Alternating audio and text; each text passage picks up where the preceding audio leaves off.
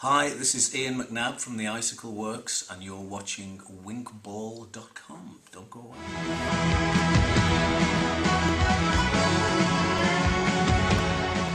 We're here with Ian McNabb from WinkBall. Ian, if you just want to introduce yourself and tell us about your role in the band. Well, I started the Icicle Works in 1981, and I was the main singer-songwriter, along with two other chaps, Chris Sharrock played drums and Chris Layhe played bass. And John Peel once described me as the midfield general of the Icicle Works, so I think that's pretty good. And you were happy with that? Anything with general in it. Right, okay.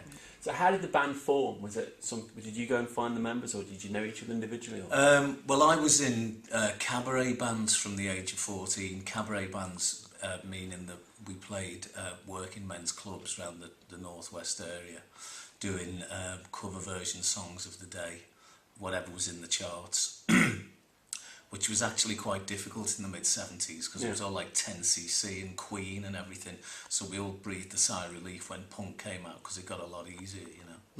And I was doing that for a while and doing pretty well at it, but wasn't writing my own songs and stuff, so I decided I saw Echo and the Bunnymen on a local TV show, and there was a lot of Liverpool bands coming up with weird names, because in the mid-70s there wasn't really much going on in that respect. There was a lot of pub bands, a lot of cover bands, and then any time that anybody tried to do anything, they just laughed because the Beatles held such a big shadow over us, cast a big shadow over us. So I put an advert in the Liverpool Echo, and you know, no time wasters, must have own equipment, all that kind of stuff, influences, Tull, Zepp, you know, not that one. And Chris Sharrock turned up, the drummer, and we kind of knocked a few things around for a while and tried to decide what we wanted to sound like, because we didn't want to sound like anybody else. Right. These days I'm not too bothered about that, but in those days it was really important to have your own sound. So we knocked it around for a bit, and then we got this bass player in called Chris Layhe, who was a very kind of new wave type guy. You know, he had a Simple Minds album, so he definitely knew what was going on. So we basically we just sat in bedrooms and rehearsal rooms for about 2 years, trying to come up with the sound, and it was just a three-piece. We were originally going to get a keyboard player, but the drummer was so busy. We were all into that kind of tribal thing at the time. We were into like Bow Wow Wow and Adam and the Ants and all that kind of stuff. So the drums were always going dubba dubba dubba dubba dubba dubba dubba, and I was thrashing away, and the bass was going dum dum dum dum dum. So we didn't really think there was a need for another member, and we came up with a sound, and you know, after about 18 months, we got a record deal.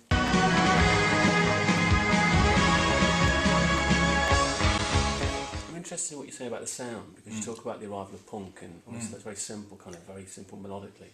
But the Icicle Works sound itself, I find it quite melodic. You know, Love Is a Wonderful Colour is almost, it's like almost a musical type song. It's got a very... Yeah, it's like a show tune. Very much so, yeah. So saying a cabaret, you can... You know, yeah, well, you know, that obviously came into it, because I was used to...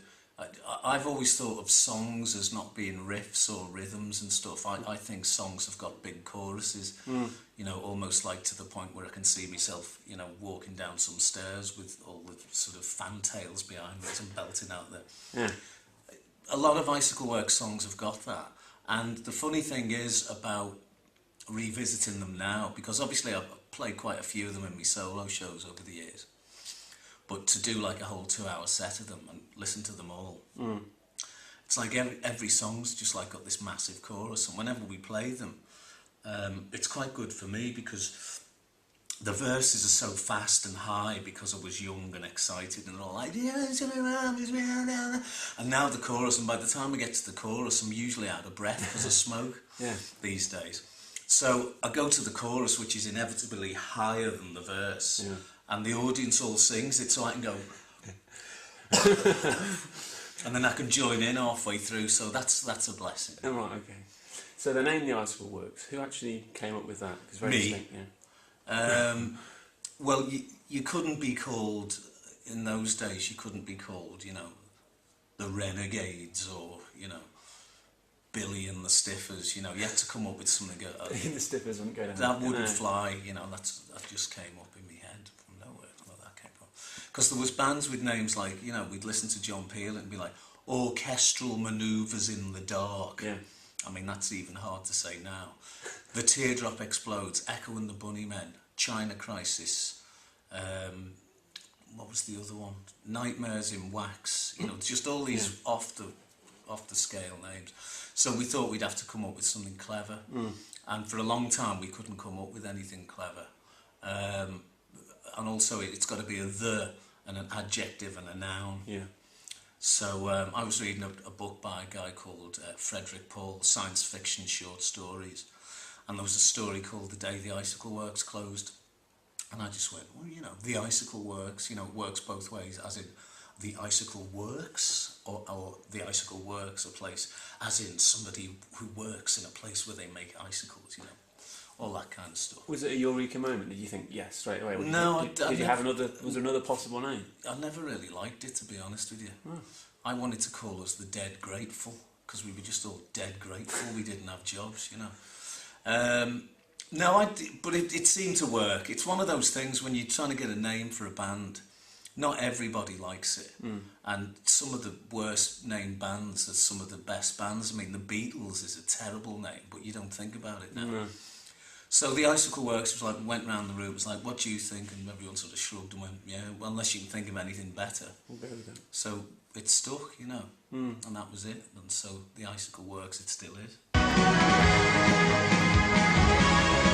Just as a musician, I mean, this is going slightly off beat, but the Icicle Works obviously reforming now, and you've done your own solo stuff also, but as a musician, was that your moment in terms of your creative explosion with those people at that point in time? I know what you mean about a moment. I think in a musician stroke artists or any kind of creative or entertainment type individual, I think you have moments, and the rest of the time you kind of, you know, getting on with it and working the margins a lot of the time. And with the Icicle Works, when we first started, I mean, we recorded our second single and it went in the top 20 in America, and we went to tour America, and it was just like, wow, what's going on, you know? I'd never been in a plane, you know? Yeah. So that was a eureka moment, and it kind of lasted for a couple of years, and then it petered out, and then it kind of got a little bit boring, and we all got fed up and went our separate ways. And then I decided to start doing my solo thing, and then that trundled along for a little bit. And then I did an album with Neil Young's band, Crazy Horse. Wow. And then all of a sudden that was another moment, and then just as I thought it was dying out, the album got nominated for the Mercury Prize. And there's been a couple of other things that have happened like that. Maybe 4 times you've had that real, wow, it really doesn't get any better than this.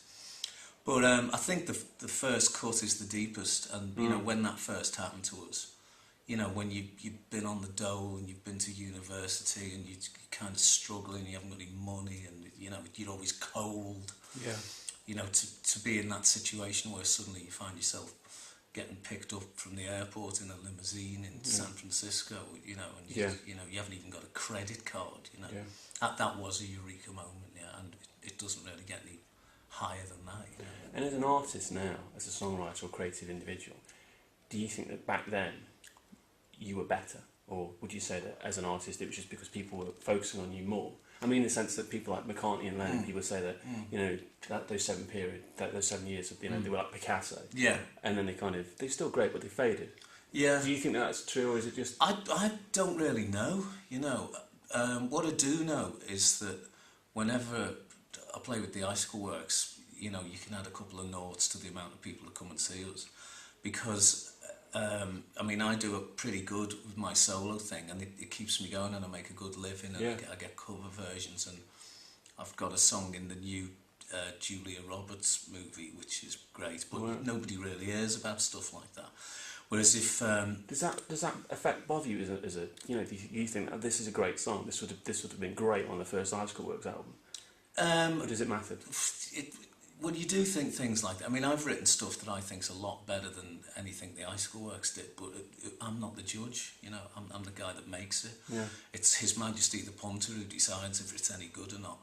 But when they see that thing, the Icicle Works, they just turn up in droves and they all go mad. And when I do my little thing, and even when I play with my band, it's great, but it doesn't really approach and I think a lot of it's got to do with nostalgia.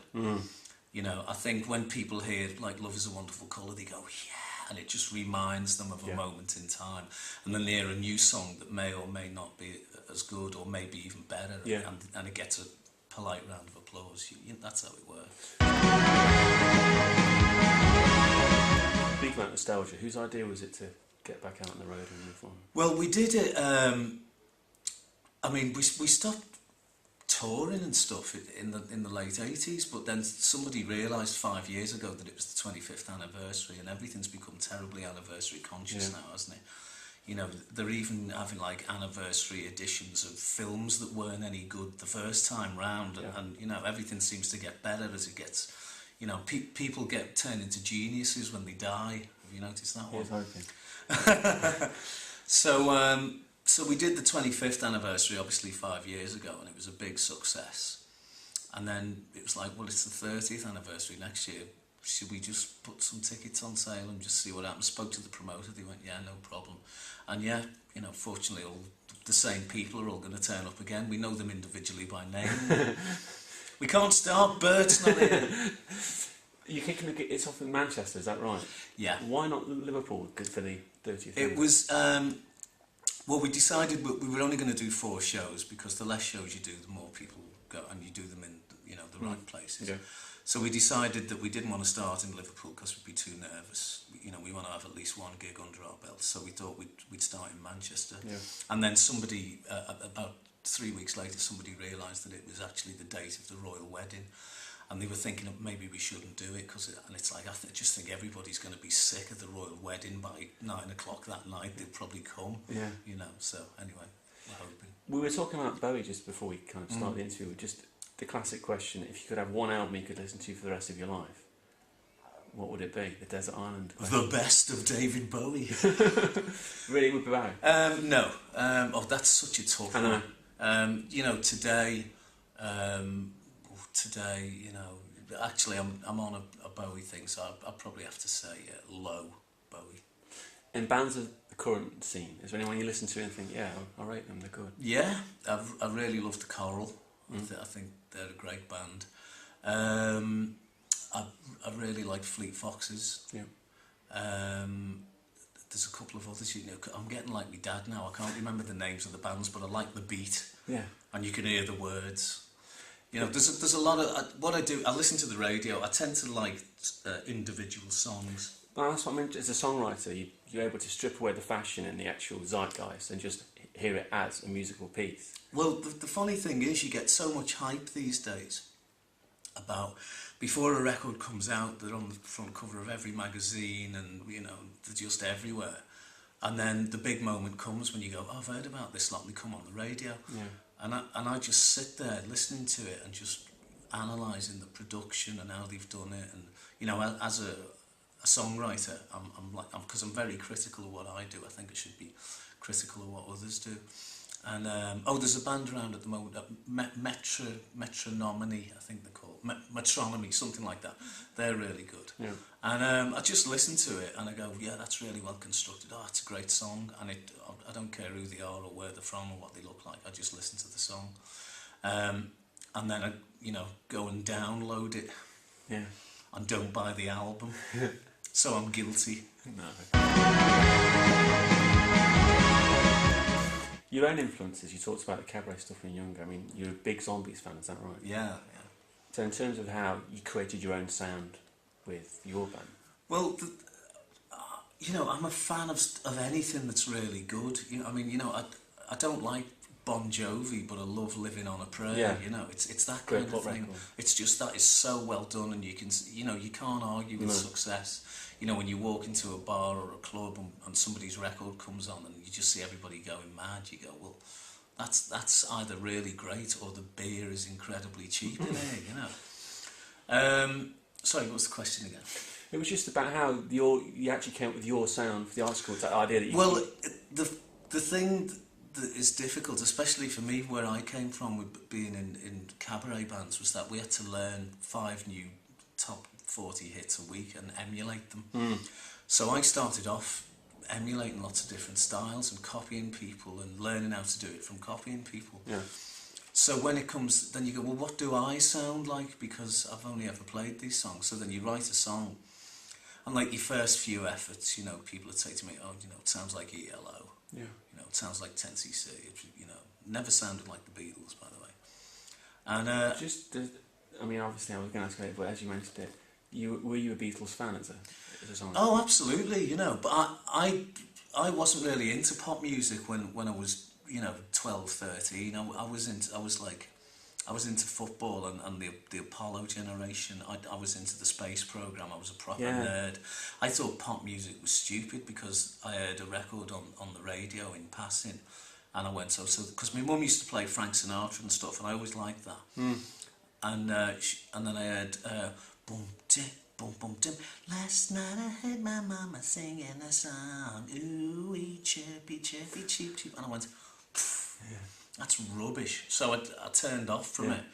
And then one night I was eating me tea on a Thursday, and this guy with long corkscrew hair came on singing Get It On, and it was T-Rex, and I just went, wow, what is that? And I've been starving ever since. Just about the future of the Icicle Works. I mean, in terms of writing new songs and stuff, is there No, we just get together. We got together 5 years ago. We're getting together now to do these shows. You know, I'm one of those people. If I go and see an act from the past that you know, you know, my heart always sinks when I'm watching a great act and they go, okay, we're going to do a couple of tracks from the new album, and you just go, you know, you just want hit after hit. Yeah. So we're not going to do any new music, and the new music I do is under my name. I think it'd be wrong to. There's something a bit wrong about trying to reheat a souffle. You know, I don't think anyone's going to get excited about a new Icicle Works album. You know, they're going to listen to it and go, yeah, that's okay, and then stick the best of the Icicle Works on. So we'll just leave it as a live experience. Okay, so we'll leave it there then, Ian. Thank you very much, and best of luck for April 30th. Thanks for having us. Thanks very much. Cheers. Cheers. Thanks a lot.